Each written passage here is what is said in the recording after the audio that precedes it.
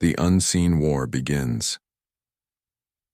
I could hardly believe my eyes when I saw 3 police cruisers pulling up my driveway, their flashing lights slicing through the late afternoon calm.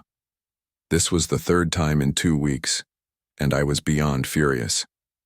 Through the living room window, I watched as 6 officers stepped out, approaching my door with purpose. The air felt thick, heavy with the kind of tension that makes your skin crawl. My peaceful Sunday afternoon by Lake Evergreen was about to be shattered again, all because of anonymous complaints from the Lakeview Shores Homeowners Association. Complaints that were pure fabrications designed to harass, intimidate, and push me into submission. I took a deep breath, clenched my fists, and straightened my shirt. I knew I had to face them before they knocked. No hiding, no running. The door swung open just as the first officer raised his hand to knock. I recognized Officer Martinez from the previous visits, an earnest, slightly embarrassed man who seemed to wish he weren't there. His eyes flicked nervously as if he knew how absurd this all was. "Mr. Reynolds," he said, voice careful, trying to sound professional but tinged with apology. "Sorry to bother you again, but we received another call from the Lakeview Shores HOA about supposed violations on your property." I cut him off before he could continue. "Officer, with all due respect, this is getting ridiculous. I've told you twice before. My property isn't part of their HOA. I have the deeds, the surveys, everything proves it." I gestured to the serene Lakeside house behind me, nestled among the trees, untouched and peaceful. There's no construction, no noise, just my parents visiting, my father's old radio playing classical music, and us enjoying the view. That's all. The officers awkwardly examined the yard, peering at the house, the yard, the little dock I'd been slowly building. Nothing illegal, nothing out of place. Yet they stood there, eyes flickering with suspicion, as if waiting for some sign of misdeed. And then it hit me. This wasn't just about enforcement. It was a deliberate attack, a calculated attempt to bully me into giving up my independence. I looked into Officer Martinez's eyes, seeing the conflict there. He was just doing his job after all. But I knew better. I knew this was bigger than a simple code violation. It was an unseen war, fought with lies. Lies that threatened my peace, my rights, my very home.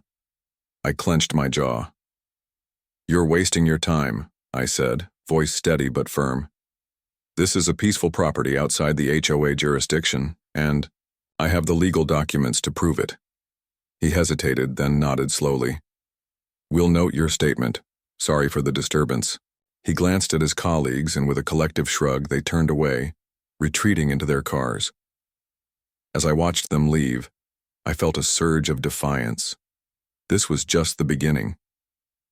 The first shot fired in what I now realized was a hidden battle for my property, my peace, and my freedom, and I wasn't going down without a fight. "Would you like me to continue with the second chapter, keeping the same engaging and suspenseful tone?" They left, but the silence that followed felt heavier than the sirens. My heart pounded as I stared at the empty driveway, the flashing lights still flickering behind my eyes. I knew this wasn't over. Not by a long shot. Almost immediately, there was a sharp rap at the door. I froze. My hand trembled as I reached for the doorknob, but I didn't open it yet. Instead, I peered through the peephole. 2 men, strangers, stood on my porch, their faces unreadable. One had a camera in hand, the other clutching a folded piece of paper. They looked like agents, but I knew better. This was a setup. My mind raced. What were they doing here? Was this some kind of trap? I had already seen enough to suspect that the harassment was orchestrated, but now it felt personal, targeted. Whoever was behind this was willing to go to any lengths. I had no choice but to face them. I swung the door open just enough to peek out. The man with the camera stepped forward, flashing a forced smile. "Mr. Reynolds, we're from the county records office. We're here to verify some boundary lines. We've got some new maps and documents that need your review." His words sounded innocent enough, but I caught the quick glance he exchanged with his partner. It was a lie. I could tell. The documents they held looked official, but I'd seen enough to know they were forged or altered, just like the ones from the HOA. Boundary lines? I repeated, voice steady but cold. You're sure about that? He nodded, sliding a folder out from under his arm. Yes, sir. Just some routine checks. Nothing to worry about. I stepped outside, my eyes narrowing. Routine? I've already shown my deeds. My property is outside the HOA. You're wasting your time. He hesitated, then forced another smile. Well, sometimes these things get complicated. We just need to verify a few details. We'll be quick. I knew better. This wasn't about verification.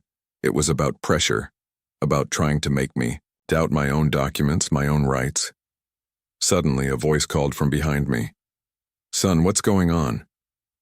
It was my father standing on the porch, eyes blazing with concern. The agents froze. The taller one tried to hide his surprise. We're just here to do some official checks, sir. No trouble. My father took a step closer, eyes never leaving them. I've lived here 50 years. I know these waters and these boundaries. You're not here for routine, you're here to intimidate. The taller agent shifted uncomfortably.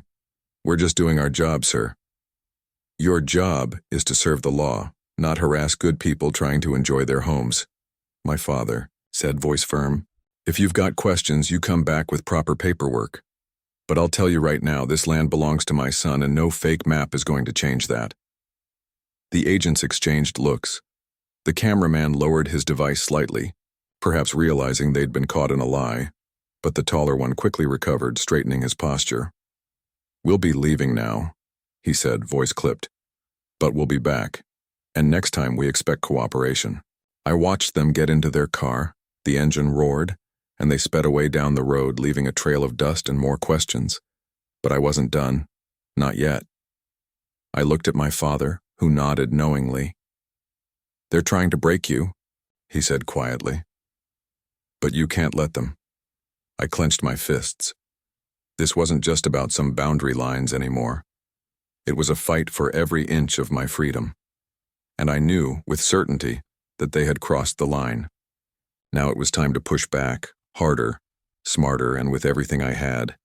Because this wasn't just a battle over land. It was a fight against a system that preyed on the powerless. And I was going to win, no matter what it took.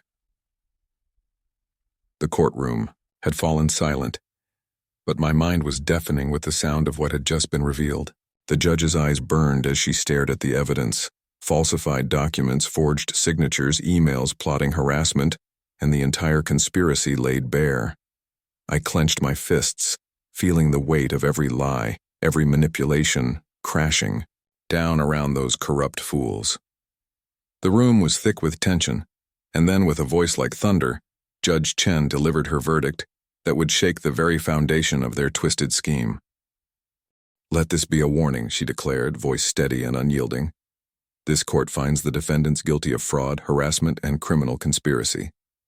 Not only will they cease all claims over Mr. Reynolds' property, but they are ordered to pay damages every penny and to publicly admit their misconduct. Furthermore, I am issuing a permanent injunction. They will never again attempt to assert authority over these properties or intimidate their owners. And, she paused, eyes piercing through the courtroom, this case will be referred for criminal investigation. The truth has come to light and justice will be served. A collective gasp swept through the room. I saw the stunned faces of the HOA members, their once confident smirks replaced with shock and fear. Roger Blackwell, the mastermind, looked as if someone had knocked the wind out of him. His jaw clenched, eyes darting as if searching for a way out. But the evidence was irrefutable. Every email, every forged signature, every lie they had spun. They had no defense. As the judge's gavel struck, a wave of relief crashed over me.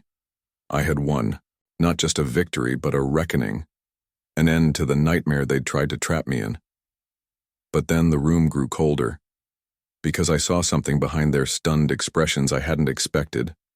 A flicker of something darker. Resolve. In ein dior. The days that followed, the truth continued to unravel. The county records confirmed the original boundary.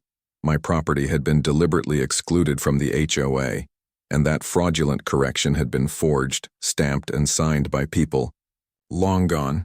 The police reports, the emails, everything was stacked against them. Their schemes were exposed, their lies shredded. The insurance companies refused to cover their fraud, and the HOA's internal leadership crumbled under the weight of their own corruption. But just as I thought peace was finally mine, a new chilling twist appeared. A letter arrived, not from the court, but from an anonymous sender. It slipped through my mailbox like a whisper. No return address, just a single line typed on a plain sheet. The war isn't over yet. You've won the court, but the real battle begins now. My blood ran cold. I studied the note, then looked around my peaceful lakeside home. Every shadow, every quiet corner suddenly seemed alive with unseen eyes. Someone had been watching, someone who knew my every move, every victory, and every secret I'd uncovered. And in that moment, I realized the fight was only just beginning. Because the true enemy wasn't just the crooked HOA or their forged documents. It was a power far more insidious, one that would stop at nothing to keep control, to crush anyone who dared oppose it.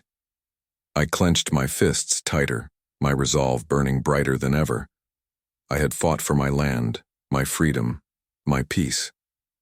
But now I understood the real war was about to come, and I would be ready. Because some battles once fought and won only lead to darker, more dangerous wars, and I was prepared to face them, whatever it took, whatever the cost. This wasn't just the end, it was the beginning of the fight for every home that dared to stand for truth, and I was going to make sure it was a fight they'd never forget.